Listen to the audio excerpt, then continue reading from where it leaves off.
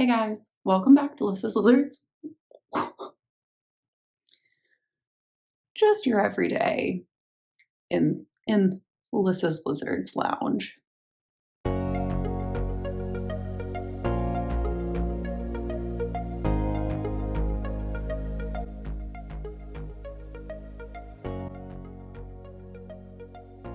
Hey guys, welcome back to Listless Lizards, or if you're new here, I'm Alyssa, and here with me today is Yoda, my Leachianus or lychee gecko. They are also known as a giant gecko because they are the largest species of gecko. So I wanted to have Yoda out today because I wanted to talk through my reptile and amphibian wish list, and he used to be on that list. So I felt like it was only fitting to have him out for today's video. He is very hyper, so if he is jumping around, just excuse him.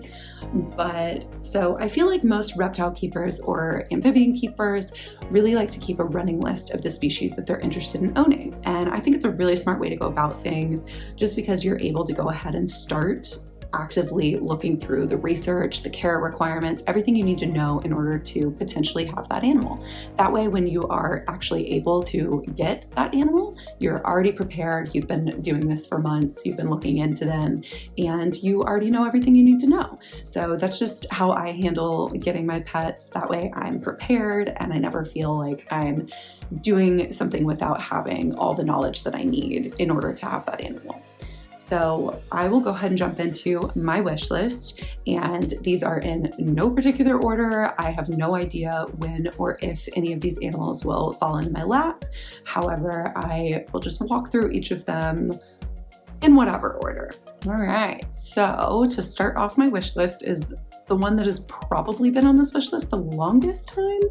I have for the longest time been obsessed with pied and banana ball pythons. So I really, really love both of those morphs. I think the drastic difference between the white and the normal coloration of the pied is just stunning. And I also am just such a sucker for the Dalmatian spots all over the banana ball pythons. So I'm kind of thinking that when I do eventually get my first and only ball python, I would really like to get a banana pied one and combine my two favorite morphs. So I think that would be really cool. So that ball python has been on my wish list for a while, but I've kind of just now determined the type of morph that I would want, and I've kind of been like thinking through that a little bit more lately. So that is definitely one of the ones that has been on there forever, and I'm pretty much ready to get that one when the perfect one finds me. So that might be one that would come sooner rather than later, I would think. But so up next is a snow morph Western Hognose. So I think that Western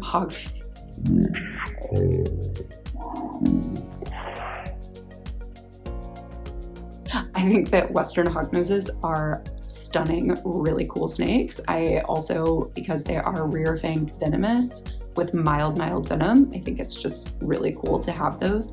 They also are known to have really sassy attitudes, and I just think that is adorable because they're so little and cute. So that is definitely at the top of my list. I also have a name already picked out for when I get him. I really love Game of Thrones, and I think if I get a snow Western Hognose, I can't not name him Jon Snow. So that is already predetermined, but I definitely have that at pretty close to the top of my wish list. So this next one is definitely probably one that I am the least likely to get anytime soon. This one has been pretty recently added to my wish list, and I definitely haven't done near enough research to even look into getting one yet. So this one is a rhino rat snake, or a unicorn snake is also another common name for it. So these guys are so cool. They are just this gorgeous emerald green coloration and with little white flecks all over them. And then the cutest part is that their nose has this little horn that they get their rhino and unicorn common name for. So I just think these guys are so cute. I am such a sucker for their little nose. I think it's adorable. They also are a species, from what I know, that definitely likes more humid environments, rainforest, and that is very much right up my alley in terms of care requirements. That is usually the environment of the majority of my reptiles. So I definitely have a high interest in getting one of those. I think they are really cool. They're definitely harder to find though, and like I said, nowhere near ready for that one. So up next on my list is going to be a red eye crocodile skink. So these guys are pretty common in the pet trade, but unfortunately they are sold wild caught quite a bit, which makes them a little bit harder to find captive bred, but they are so cool. They're just the dragons of the reptile world. They look like a literal dragon. They are so cute. So those guys are just really awesome. I think they're adorable. They're definitely more of a reclusive species and more of a look but don't touch pet. So that definitely is one that I might not get anytime soon, but I do think they're really cool and I would love to have the experience of owning one sometime. So that is definitely on the list. So this next one is a very unusual one that is not seen very often, but I just think they're so cool and weird and unusual and out there, and it's awesome. So these guys are the New Guinea Legless lizard. So this is one that I honestly don't know if I will ever actually own one. I just think they're so cool that I couldn't not include it on the list. I actually found out about these guys for the first time when one of my local reptile stores had one, and I went and checked him out, and he was so weird and just cool. I was so into it. So these guys look very similar to a snake, except they're not. They're a lizard. They don't have legs, so they are just like a little lizard that moves around like a snake, but they absolutely have the personalities of lizards. So they, they just, I don't know how to explain it. They're more like a lizard. They don't move and act like a snake. Their kind of mannerisms and the way they move around and all of that. I'm sure there's all kinds of scientific reasons why they're a lizard and not a snake, but I don't know those, so we won't get into those today. So this is one, like I said, I don't know if I will ever actually own those, and a big reason for that is that they are lizard eaters. They are kind of cannibals. They actually have to eat feeder lizards, which are, just different kinds of little anoles and things like that are sold to be fed off. So that's not something that totally defers me. I think it's just a part of the natural order of things, and some lizards eat lizards. It's just how it is. So that is the circle of life. So that's not something that I am totally deterred by, but it is definitely something I would need to wrap my head around before I actually went through getting one. It would also be a very, very different diet and just feeding situation than what I'm used to and what is currently in my routine. So that one would definitely just require some changes in my life and, making sure that I have access to feeder lizards and things like that. So that one's definitely not one that's gonna be anytime soon, but they're so cool. So had to include that. So these next two are a little bit different. They do come with some caveats and just reasonings behind when or how I will go about getting these animals. So the first one is a black night leopard gecko. So these guys, I just think they're so cool. They're this stunning black as night, like the name, morph of a leopard gecko. So they are just so cool. They're really hard to find, but they are gorgeous. I would be so lucky to own one day. So the caveat with this one is that I would not want to get another leopard gecko until I no longer have the one that I currently have, which could be up to like 10 years because mine is only 10 years old right now.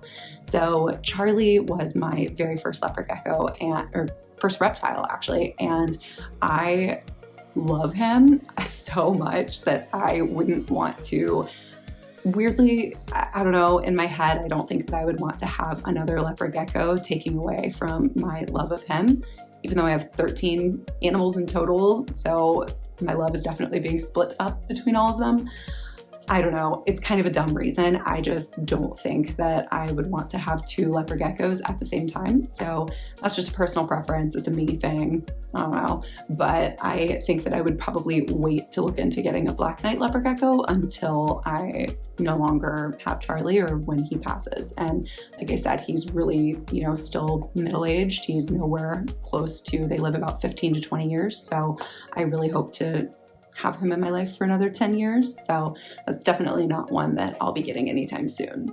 So the next one is a little bit of a sad, touchy subject for me. I actually have already owned this one and lost this one. So this is a smooth knobtail gecko. If you follow me on Instagram, you might have in the past seen posts about Levi, my old smooth knobtail gecko. He was a beautiful, absolutely sweet, scaredy cat little gecko that I had, and I loved him. He passed away this past summer unexpectedly. I have no way of knowing how. His care, as far as all the research that I've done, was on point, temperatures on point, diet on point, everything was correct. So I really don't know what happened. I would love to own another one of them one day. They are, in my opinion, the cutest gecko in the reptile industry. They have these big bug eyes, these little frog eyes, and I am just such a sucker for those. They are absolutely adorable, and they have the cutest little knob tails and beautiful patterns and red and orange colors. I loved owning Levi. It was, you know, just 1 year, but he was wonderful, and I would love to have another one day. So the caveat with this is obviously I want to just triple go over everything that I know about their care and just see what improvements I can make, how I can do better for a new one in the future. And that's just not one that I want to get anytime very quickly, just because I want to make sure that I am absolutely perfect with everything that I need to know before I dive back into that species, just because I did unfortunately lose him. So that is the caveat with him, but would love to own the species again in the future. They are the cutest, coolest geckos. So these next 3 are actually amphibians, not reptiles. So I wanted to group them together as I kind of wrap up my wish list. So I do have experience with one type of amphibian that I currently own, and that is my tiger salamander Kermit. So I do have a little bit of amphibian experience, but there are definitely some other species that I would really, really like to look into more. So I will start off with a brown Suriname frog. So these guys are pretty much very, very similar. It's a type of Pac-Man frog species, but they have these adorable little horns, and they really are just a camouflage leaf is what they look like. They are too cool, and I would love to own one day. I am very interested in those, and I think they're awesome animals. So up next on my amphibian wish list is blue back reed frogs. So these guys are so cool. I've been eyeing them on Josh's Frogs website for like a year now. They are this beautiful white blue iridescent color, and they are just too cool. I think they're amazing. So those are ones that I definitely would like to have in the future. They're pretty small actually. So they can live in groups, which is something I would consider doing in one tank or enclosure. So I would definitely consider doing that in the future. That is not something I'm going to do right now or venture into just yet, but it is something that I would really love to look into with them. My next and final animal on my wish list is one that I don't know if I'll ever actually have. What little I've looked into them, they're impossible to find in the United States. So I don't know if I will ever actually own this one, but I am obsessed with them. They are so cute. So these guys are an emperor newt. They have a couple of other names, I think like a tangerine newt and a couple different common names. They are definitely not a common species that I see very often. So seriously, if you know where to get these guys or anything in the United States, please message me. I would love to know for the future. So if anyone knows, hit me up. From what I can see, the majority of them are all in Asia and Japan and just over on the other side of the world. So I don't know how readily available they are in the US, but they are just really cool. They've got these little adorable orangish brown, really bright colored markings and bumps all along their back, and they're just really cool. So I would be very interested in owning those, but I don't know if I'm ever gonna be lucky enough to have one of those based on what I can tell from their availability so far. So that is definitely something I'm looking into, but if you know of a breeder, please hit me up. All right, so Yoda is going a little crazy. He's nocturnal and it is nighttime, so he is all kinds of hyper. So I'm going to put him back now that I am done walking through my reptile wish list. So feel free to leave me some comments of what some of your wish list items are, or if you keep a wish list, if you don't. So I love learning about new species and hearing the other types of animals that other people are into. So feel free to let me know, but thank you so much for watching, and I will see you next time. Bye.